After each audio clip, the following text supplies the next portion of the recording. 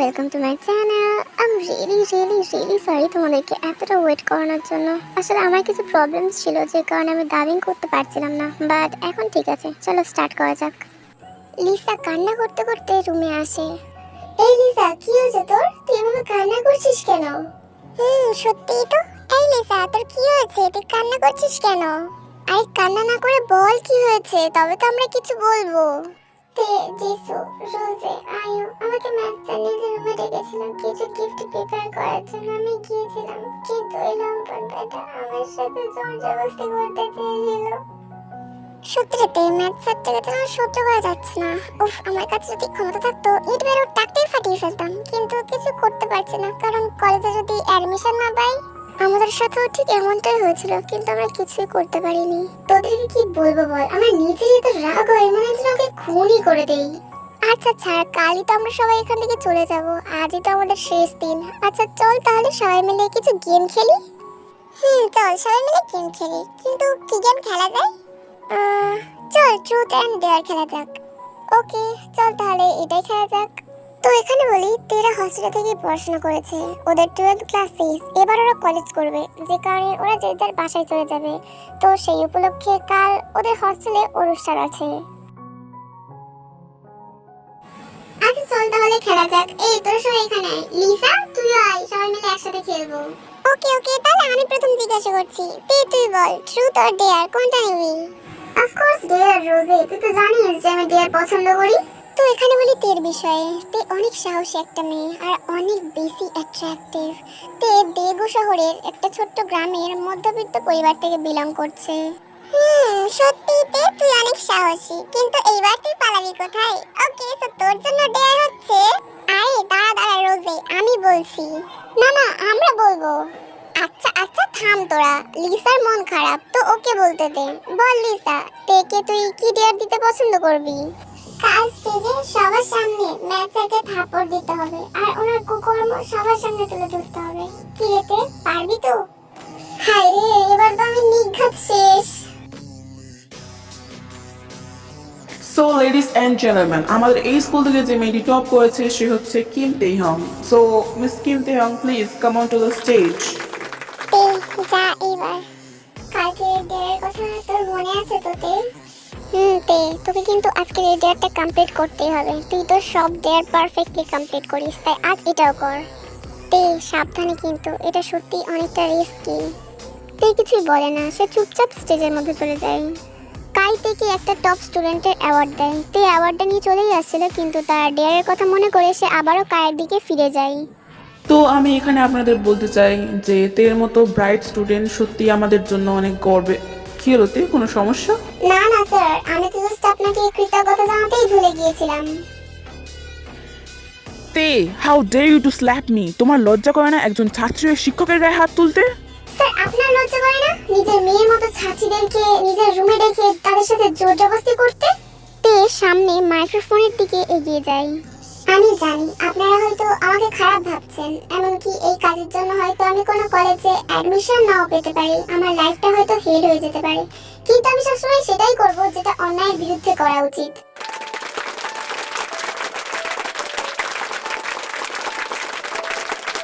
Math স্যারের কুকর্ম সবার সামনে তুলে ধরে, এর ফলে স্কুলের প্রেসিডেন্ট ম্যাথ স্যারের উপর লিগালি অ্যাকশন নেয়। অন্যদিকে এক দাম্পত্যকে দেখানো হয় যারা ঘুমাচ্ছিল, কিন্তু হঠাৎ করে তাদের অ্যালার্ম ক্লকে অ্যালার্ম বেজে ওঠে। সবে তো শুনলাম এক্ষুনির মধ্যে 6টা বেজে গেল। 6টা না জিনু, আমি 2টোর অ্যালার্ম দিয়েছিলাম। কি 2টো অ্যালার্ম দিয়েছিলে? এত রাত্রেবেলা উঠে তুমি কিটাই বা করবে? আরে জিনু, ভুলে গেলে? তে বেবি, সিউল, কলেজ। আরে হ্যাঁ, তেমা কলেজ তো করবে, আর ওর আসতে এখনো বাকি আছে। ওহো আল্লাহ, না নিজে ঘুমাচ্ছ না আমাকে ঘুমাতে দিচ্ছ? 2টোর সময় অ্যালার্ম কে দেয়? হ্যাঁ 2টোর সময় উঠে তুমি কি করবে? এখন চুপচাপ ঘুমাও। উফ, শান্তি করে ঘুমাতেও দেয় না। আচ্ছা ঠিক আছে। আরে মার্জিন শুয়ে পড়েছিল, কিন্তু হঠাৎই বাইরে থেকে চিৎকার চেঁচামেচির আওয়াজ শোনা যায়। এটা শুনে ওরা দুজন বাইরে আসে কি হয়েছে দেখার জন্য। মাম্মা আমার ঘড়িতে 2টা অ্যালার্ম কে দিয়েছে? মাম, আমার ঘড়িতেও 2টা অ্যালার্ম দেয়া, কে দিয়েছে? এই তো আমি। আরে আমি দিয়েছিলাম সব অ্যালার্ম। কি বাবা, তুমি দিয়েছিলে? কিন্তু 2টার সময় উঠে আমরা কি করব? আরে তোরা ভুলে গেলি, তে আপু কলেজ সিভিল থেকে ফিরে আসছে, ওকে পিক আপ করতে যাব। বাবা তে সকালে আসবে, এখন সবে 2টো বাজে। ও হ্যাঁ, 2টো বাজে। তো এখানে পরিচয় করিয়ে দিই, ইনি হচ্ছে আরএম, তের বাবা। ইনি হচ্ছেন জিনু, তের মা। এটা হচ্ছে তের বড় ভাই জে হোপ, আর এটা হচ্ছে তের ছোট ভাই ইনহো। এরপর তারা সবাই যে যার রুমে গিয়ে ঘুমিয়ে পড়ে।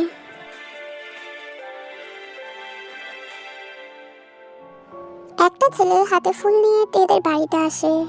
আঙ্কেল, আমি চলে এসেছি, চলুন এবার থেকে আনতে যাব। আপনি আমাকে বলেছিলেন, তাই আমি এখানে হাজির। আরে জাঙ্কুক বাবা, আসো আসো। হ্যাঁ যাবো তো তে কি আনতে। এই তোরা কি যাবি? চল চল, তো তে আপুকে নিয়ে আসি। চলো বাবা, যাবো চলো।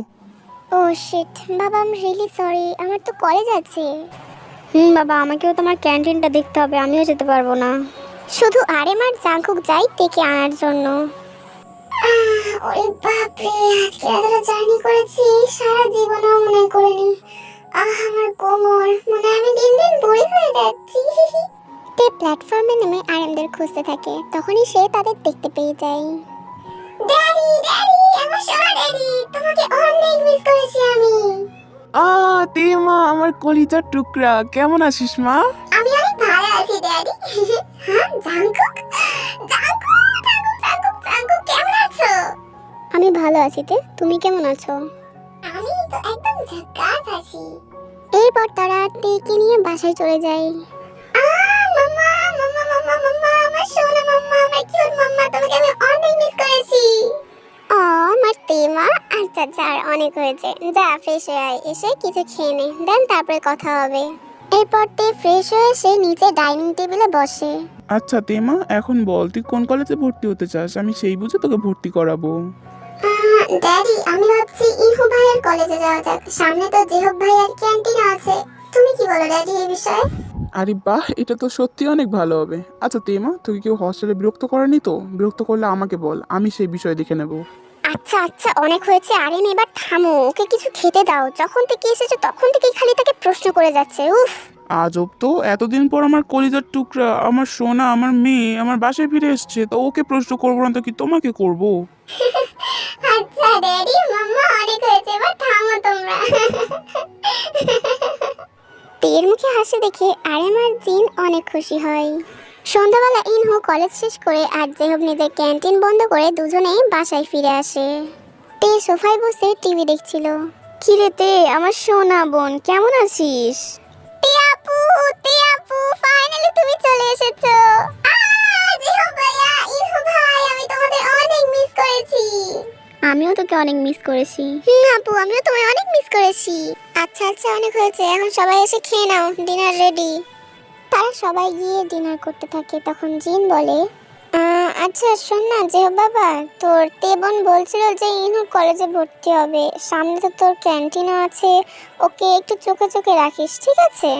আচ্ছা মা, আমি ওকে দেখে রাখবো, তুমি চিন্তা করো না। কি রে তে, ভাইয়ের কথা শুনবি তো? ভাইয়া, একদম শুনবো। গুড। আচ্ছা এখন খেয়ে নে। আচ্ছা বাবা, আমরা আসছি তাহলে। ড্যাডি মাম্মা, বাই বাই, আমি তাড়াতাড়ি বাসায় ফিরে আসবো। আচ্ছা মম, ড্যাড, বাই বাই। এরপর তারা সবাই কলেজের উদ্দেশ্যে বেরিয়ে পড়ে। 10 মিনিট পর তারা কলেজে পৌঁছে যায়। হেই তে, আমার সন্তুমন্ত বান্ধবী, কেমন আছিস? জিমিনা, কতদিন পর তোর সাথে দেখা। আমি ভালো আছি, তুই কেমন আছিস? আচ্ছা ভাইয়া, আমি তাহলে এখন ক্লাসে যাচ্ছি। আচ্ছা যা। আর জিমিন, তের একটু খেয়াল রেখো তো, আর কোনো সমস্যা হলে ফৌরান আমাকে বলে দিও, ওকে? ওকে জেহব ভাইয়া, আমি তোর খেয়াল রাখবো, তুমি একদম চিন্তা করো না। ভাইয়া, আমি কি ছোট বাচ্চা নাকি যে আমার খেয়াল রাখতে হবে? আমি এখন বড় হয়ে গেছি। ও তাই নাকি? আমি তো জানতামই না।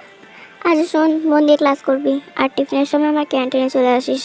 আর হ্যাঁ শোন, ছেলেদের থেকে কিন্তু দূরে থাকবি, ওকে? ওকে ভাইয়া, আমি ছেলেদের থেকে তোমার সাথে দূরে থাকবো। এখন খুশি? আচ্ছা চলো এখন টাটা। চল জিমিনা। এরপর তেরা কলেজের ভিতরে চলে যায়, আর যে হোক নিজের ক্যান্টিনে চলে যায়। শোনো, কেউ যাও গিয়ে এই চালের বস্তাটাকে স্টোর রুমে রেখে এসো। কিন্তু স্যার, স্টোর রুম তো ভিতর থেকে বন্ধ। কি ভিতর থেকে বন্ধ? কে বন্ধ করেছে? কে আছে ভিতরে? স্যার, আপনার বন্ধু সুগা স্যার আছেন ভিতরে। কি? সুগার এত বড় সাহস? জেহব স্টোর রুমের দিকে যেতে থাকে আর গিয়ে যা দেখে।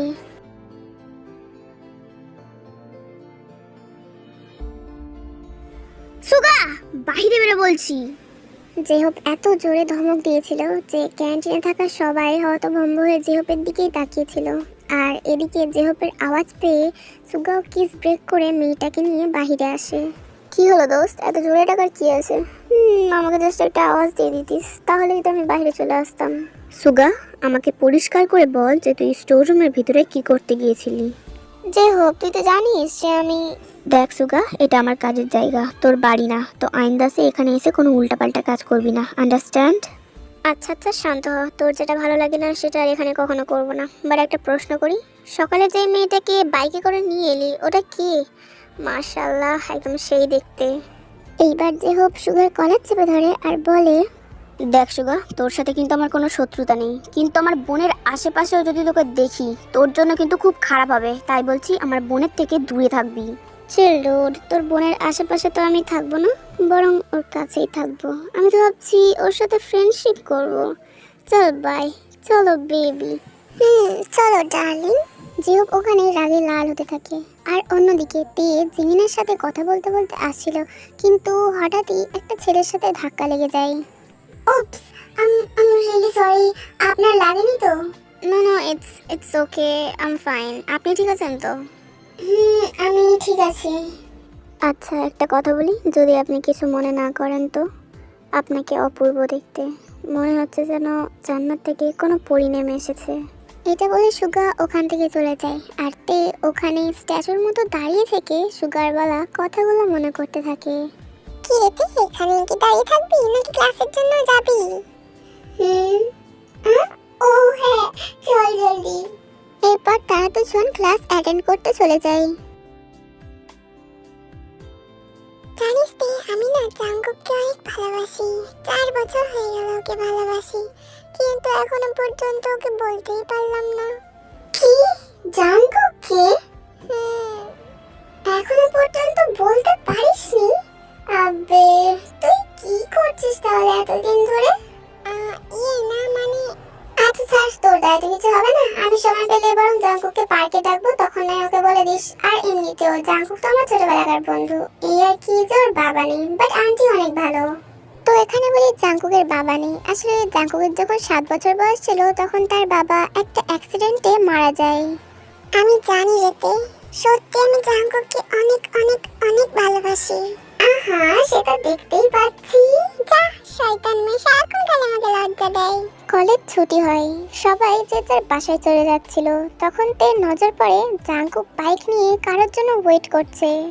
আরে জাঙ্কুক, তুমি এখানে? কি, কাকে পিক আপ করতে এসেছো? তোমাকে তে, আঙ্কেল আন্টি আমাকে পাঠালো। আমাকে?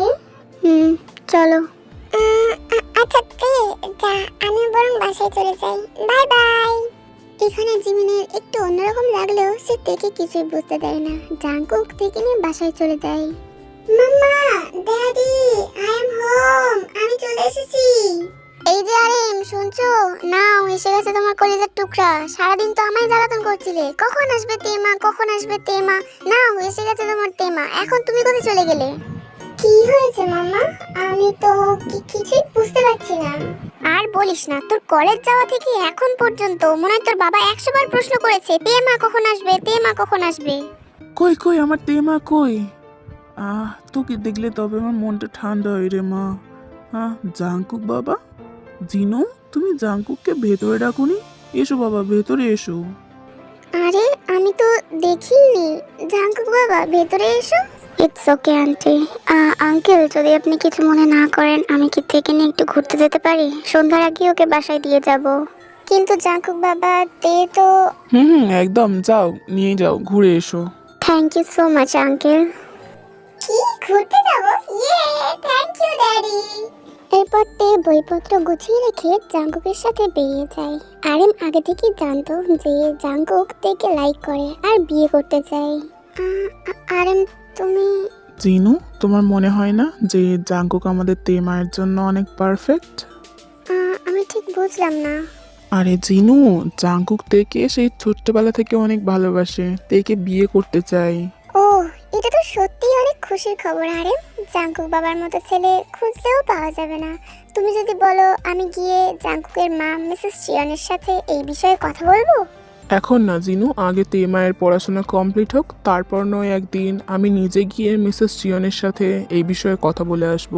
সন্ধ্যার আগে জাঙ্কুক টেকে বাসায় পৌঁছে দেয়, তারপর নিজেও বাসায় চলে যায়। মা, আমার আর সহ্য হচ্ছে না, আমি পারছি না তেকে ছেড়ে থাকতে। তুমি কবে বিয়ের প্রস্তাব নিয়ে যাবে তেদের বাড়িতে? আচ্ছা শান্ত হ বাবা, আমি জানি যে তুই তেকে সেই ছোট্টবেলা থেকে ভালোবাসিস। আচ্ছা তের পড়াশোনাটা তো কমপ্লিট হতে দে, তারপর আমি নিজে গিয়ে মিস্টার কিমের সাথে এই বিষয়ে কথা বলে আসবো। ও মা, আমার সোনা মা, আমার মিষ্টি মা, থ্যাংক ইউ সো মাচ। অন্যদিকে তেরা যখন ডিনার করছিল। তো আমার লিটল প্রিন্সেস, প্রথম দিন কলেজ কেমন কাটালে? অনেক ভালো কেটেছে ড্যাডি, জিমিনের সাথেও দেখা হয়ে গিয়েছে। জানো ড্যাডি, আজকে আমি একটা ছেলের সাথে ধাক্কা খেয়ে গিয়েছিলাম। ছেলেটার পোশাক দেখে মনে হলো বেশ বড় ঘরের ছেলে। আমাকে বলে কিনা আমি নাকি পরিদের মতো দেখতে। সুগা, তে ওই ছেলেটার থেকে সবসময় দূরে থাকবি, ঠিক আছে? কি হয়েছে ভাইয়া, তুমি আমার উপর রাগ করছো কেন? দেখতে প্রশ্ন করবি না, যেটা বলেছি সবসময় সেটাই করবি। বাবা, আমার খিদে নেই, আমি রুমে যাচ্ছি, তেকে সাবধান করে দিও। এটা বলে জেহব খাবার টেবিল থেকে উঠে নিজের রুমে চলে যায়। জিন, তুমি কি কিছু বুঝলে? আমি তো কিছুই বুঝলাম না। আমিও তো কিছু বুঝতে পারলাম না। আচ্ছা তেমা, তোর ভাইয়া যখন বলছে ওই ছেলেটার থেকে দূরেই থাকিস। আচ্ছা মা, আমি সবসময় ওর থেকে দূরে থাকবো। অ্যাটেনশন প্লিজ অল স্টুডেন্ট, এটা হচ্ছে কিম তেহং, তোমাদের নতুন classmate. Hi everyone, my name is Kim Taehyung, nice to meet you all. তেকে দেখতে অপূর্ব লাগছিল। ক্লাসের সমস্ত ছেলেরা তের দিকেই তাকিয়েছিল। এই ক্লাসে সুগা আর জিমিন দুজনেই ছিল। প্রফেসর চলে যায়, তে গিয়ে জিমিনের পাশে বসে পড়ে। আচ্ছা জিমিন, আমি কি পেতনিদের মতো দেখতে লাগছি? সবাই আমার দিকে এভাবে তাকিয়ে আছে কেন?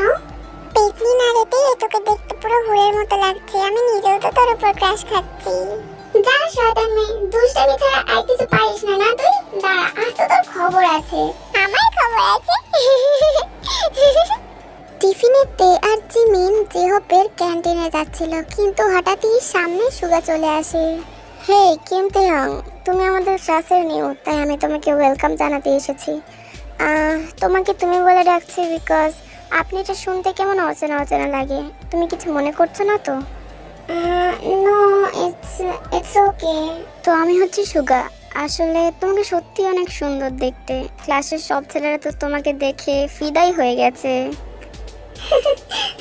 Thank you. আরে তুমি সেই না যার সাথে কালকে আমি ধাক্কা খেয়ে গিয়েছিলাম? এইভাবে সুগারতে গল্প করতে থাকে হেসে হেসে।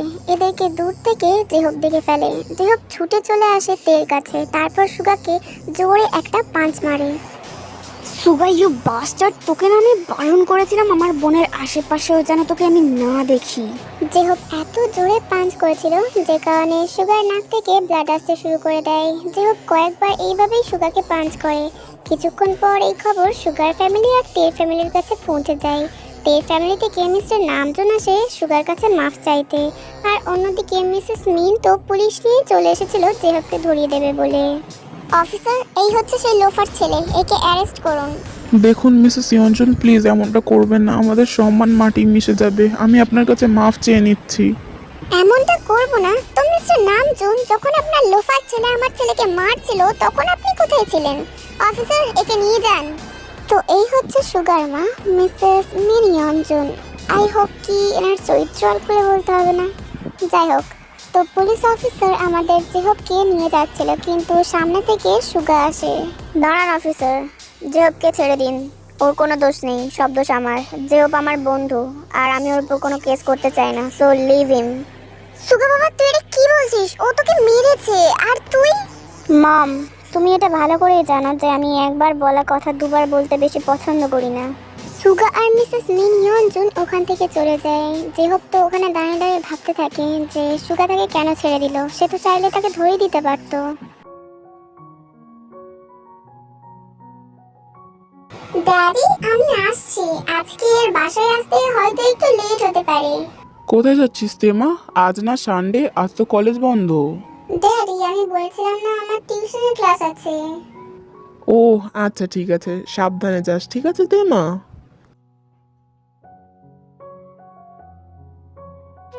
সুগা আর কত মিথ্যা কথা বলবো আমি আমার ড্যাডি মাম্মাকে? তুমি আমাকে ভালোবাসো, আমিও তোমাকে ভালোবাসি, তাহলে আমরা এটা কেন জানাচ্ছি না আমাদের পরিবারকে? কেন করছো এমনটা সুগা, বলো।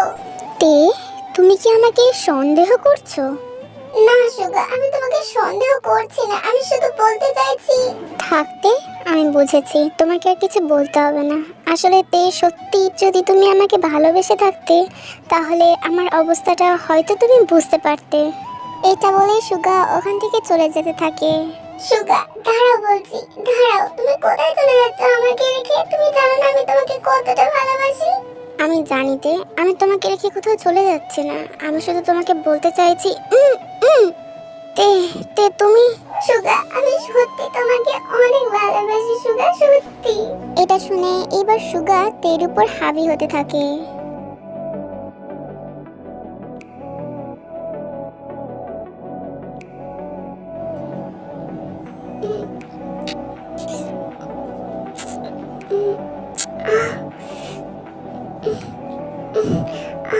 সুগা সুগা ওয়েট, এটা করে কি আমাদের ঠিক হবে?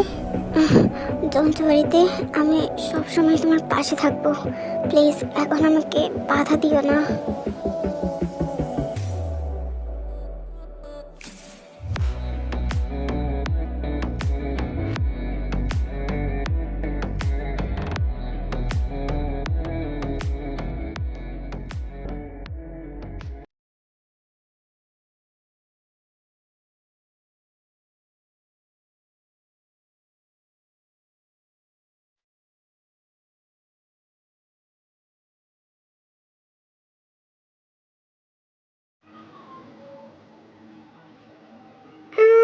সুগা আমাকে এবার বাসায় যেতে হবে। না মানে মাম্মা ড্যাডি না মানে সন্ধ্যা হয়ে গেছে। মানে সুগা বুঝতে পারে যে তে ব্লাশ করছে। আচ্ছা ঠিক আছে, আর বলতে হবে না, আমি বুঝতে পেরে গিয়েছি, সাবধানে যেও।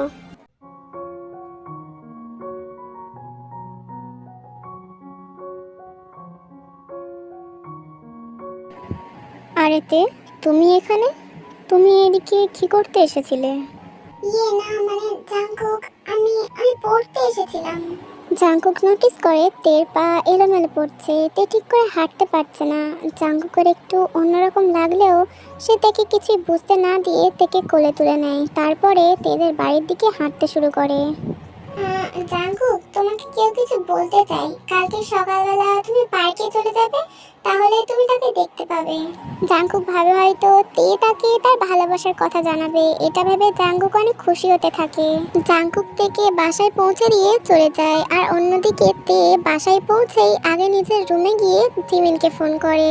সে জিমিনকে সবকিছু খুলে বলে যে কালকে সে জাঙ্কুককে পার্কে ডেকেছে, জিমিন যেন গিয়ে জাঙ্কুককে তার ফিলিংসটা বলে দেয়।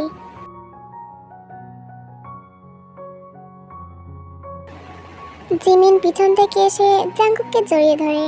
জাঙ্কুক ভেবেছে হয়তো তে তাকে জড়িয়ে ধরেছে, তাই সে খুশি হয়ে পিছনে ফিরে যা দেখে। আরে জিমিন, তুমি তুমি এখানে? জাঙ্কুক আসলে আমি তোমাকে অনেক ভালোবাসি, 4 বছর যাবত আমি তোমাকে ভালোবাসি, কিন্তু তোমাকে বলতেই পারছিলাম না, তাই তে আমাকে সাহায্য করলো যাতে আমি তোমাকে আমার মনের কথাগুলো বলতে পারি। I love you Jungkook. Jimin তুমি এগুলো কি বলছো? আমি তোমাকে কখনো ওই যুগে দেখিনি, আমি সবসময় তোমাকে নিজের বোনের মতো দেখতাম। Jimin I am really sorry, but আমি সত্যি এটা পারবো না। জাঙ্কুক প্লিজ দাঁড়াও, জাঙ্কুক আমি তোমাকে সত্যি অনেক ভালোবাসি জাঙ্কুক। আসলে জাঙ্কুক ওগুলো বলেই ওখান থেকে চলে গিয়েছিল। জিমিন ওখানে দাঁড়িয়ে কান্না করা ছাড়া আর কিছুই করতে পারে না।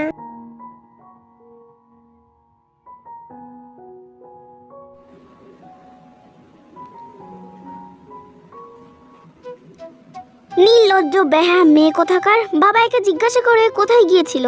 ছি তে ছি, তোকে বোন বলতে আমার লজ্জা লাগছে। তুই বাসায় মিথ্যে কথা বলে সুগার সাথে দেখা করতে যাস? ভাইয়া ভাইয়া তুমি তুমি আমার গায়ে হাত তুললে ভাইয়া। চুপ করতে, আমাকে ভাইয়া বলে ডাকবি না তুই। তোর মুখ থেকে আমি ভাইয়া ডাক শুনতে চাই না। ভাইয়া ভাইয়া তুমি এমনটা কেন বলছো ভাইয়া? আমি কি দোষ করেছি? ড্যাডি ড্যাডি তুমি ভাইয়াকে বোঝাও না। তেমা তেমা তোর ভাইয়া যেটা বলছে সেটা কি সত্যি?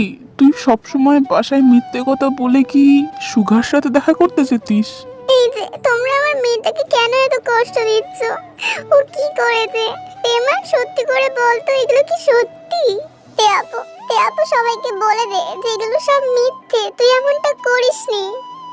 তে কিছুই বলে না দেখে ইনহু বুঝে যায় যে তে মিথ্যে কথা বলছে। সে কষ্টে দুঃখে নিজের রুমে চলে যায়। হ্যাঁ ড্যাডি, আমি সুগার সাথে দেখা করতে যাই কারণ আমি ওকে ভালোবাসি। ও আমাকে ভালোবাসে ড্যাডি। ও আমাকে বিয়ে করতে চায়। বিশ্বাস করো ও অনেক ভালো ড্যাডি। আচ্ছা তেমা, কাঁদিস না, চুপ কর। তোরা দুজন যদি দুজনকে ভালোবেসে থাকিস তাহলে আমি তোদের মাঝখানে আসবো না। তুই কি একটু সুগাকে ডেকে আনবি? তাহলে আমি ওর সাথে একটু ড্যাডি আমি এক্ষুনি ডেকে আনছি ওকে, তুমি একটু দাঁড়াও।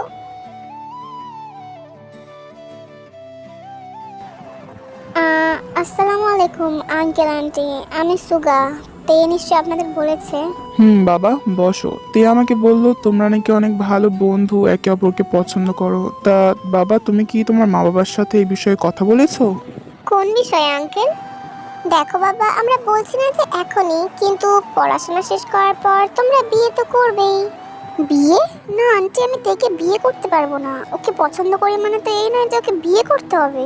সুগা সুগা তুমি এগুলো কি বলছো? সুগা তুমি আমাকে ভালোবাসো না? তুমি আমাকে বিয়ে করতে চাও না? দেখো তে, আমি তোমাকে পছন্দ করি, কিন্তু এর মানে তো এই নয় যে তোমার বিয়ে করতে হবে। আর এমনি তো আমার মম ড্যাড কখনোই এই বিয়েতে রাজি হবে না। আর সেকেন্ড তো আমি নিজেও তোমায় বিয়ে করতে চাই না। তো এই বিষয়ে ভুলেই যাও। আঙ্কেল আন্টি, তে খুবই বাজে চরিত্রের মেয়ে, তো যত তাড়াতাড়ি পারেন ভালো ছেলে দেখে ওর বিয়ে দিয়ে দিন। I am not interested. Suga Suga তুমি কি বলছো? সুগা তুমি তার মানে আমাকে কখনো ভালোবাসোনি? তুমি শুধুমাত্র আমার সাথে ভালোবাসার অভিনয় করেছো। সুগা তুমি আমার সাথে এমনটা করতে পারলে? ঠিক আছে, একদিন তুমি তোমার ভুল বুঝতে পারবে আর আমার কাছে মাপ চাইতে আসবে। তুমি দেখে নিও সুগা। এটা ভেবে থাকাটা হয়তো তে তোমার জীবনের আরো একটা ভুল হবে। এটা বলে সুগা ওখান থেকে চলে যায়। তে কান্নায় ভেঙে পড়ে।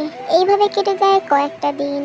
জেহপের বিয়ে ঠিক হয়, ধুমধাম করে জেহপের বিয়ে হয়ে যায়। বিয়ের দিন রাত্রে জানা যায় যে তে প্রেগনেন্ট। এটা শুনে আরএম আর জেহপ যায় সুগাদের বাড়িতে সুগার সাথে কথা বলতে। আঙ্কেল বলুন, এত রাত্রেবেলাতে আমাদের বাসায় হঠাৎ কি কারণে? আসলে সুগো বাবা, কিভাবে যে বলি তোমাকে এই কথাটা, আসলে তে প্রেগনেন্ট। ওর পেটে তোমার বাচ্চা। তুমি ওকে বিয়ে করে নাও বাবা, নয়তো আমাদের মান সম্মান মাটিতে মিশে যাবে। দিয়ে বাঁচতে পারবে না সমাজের মাঝখানে। দেখুন আঙ্কেল, আমি আগেই আপনাকে বলেছি যে আমি তেকে বিয়ে করতে পারবো না। আর এমনি তো আপনি অন্য কোনো ছেলে দেখিয়ে তের বিয়ে দিয়ে দিন না। এত রাত্রেবেলা আমার কাছে আসার কি দরকার? বেকার বেকার আমার ঘুমটা নষ্ট করছেন। সুগা ওখান থেকে চলে যায়। মিসেস মিন তখন আরএম আর জেহবকে বলে, এই যে আপনারা শুনতে পেলেন না আমার ছেলে কি বললো? আপনাদের মেয়ে না জানি কোন ছেলের সাথে কি কুকর্ম করেছে, আর আপনারা আমার ছেলের গলায় ওই মেয়েকে ঝুলিয়ে দিতে চাইছিলেন। ব্যাস, অনেক হয়েছে মিসেস মিনিয়ঞ্জন, থামুন। চলো বাবা এখান থেকে, এখানে আসাটাই আমাদের উচিত হয়নি। এরপরে যা হবে আমরা দেখে নেব। এটা বলে জেহব আর আরএম বাসার উদ্দেশ্যে বেরিয়ে পড়ে। আর অন্যদিকে এই কথাটা জানার পর জাঙ্কুক তো পুরোপুরি কান্নায় ভেঙে পড়ে। সে ড্রিঙ্ক করতে থাকে। এখন তুই ছাড়া আমার কাছে আর কেউ নেই তে, আমার বান্ধবী, ছোট্টবেলাকার বান্ধবী, যাকে আমি ভালোবাসতাম। কেন করলো আমার সাথে এমনটা? তে তুমি কেন করলে আমার সাথে এমনটা? কেন কেন করলে কেন করলে তে? অন্যদিকে আরএমরাও বাসায় চলে যায়।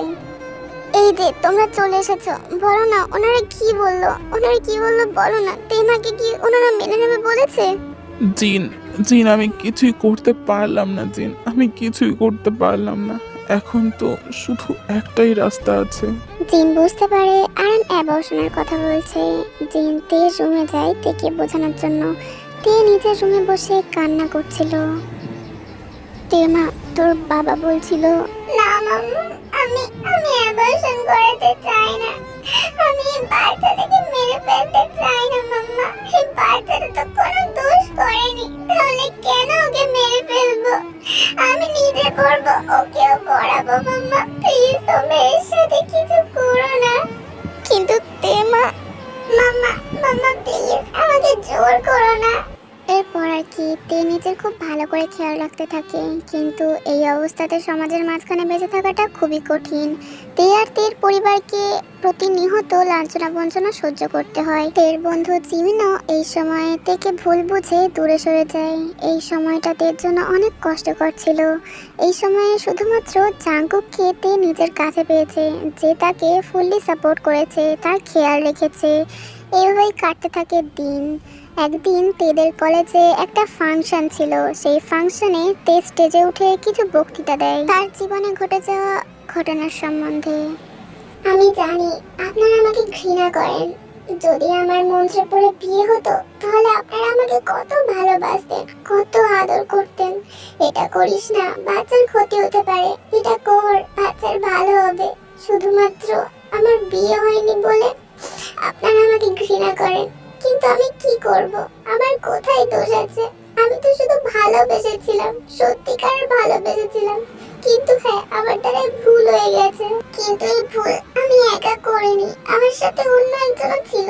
কিন্তু যখন সে নিজেই দায়িত্ব নিতে অস্বীকার করেছে, তখন আমি কি করতে পারি আপনারাই বলুন? আমি কোথায় যেতাম? আমি এই বাচ্চাটাকে কিভাবে মেরে ফেলতাম? আমার দোষের ভাগই আমি এই বাচ্চাটাকে কেন দিতাম? তাই আমি ঠিক করেছি এই বাচ্চাটাকে আমি একাই মানুষ করব। আমি পড়বো, ওকেও পড়াবো। এরপর থেকে আর কেউ ভুল বোঝে না। কলেজেও সবাই তের খুব ভালো করে খেয়াল রাখতে থাকে। এটা দেখে জিমিন বুঝতে পারে যে সে কত বড় ভুল করেছে। সে গিয়ে তের কাছ থেকে মাফ চেয়ে নেয়। তে তাকে মাফ করে দেয়।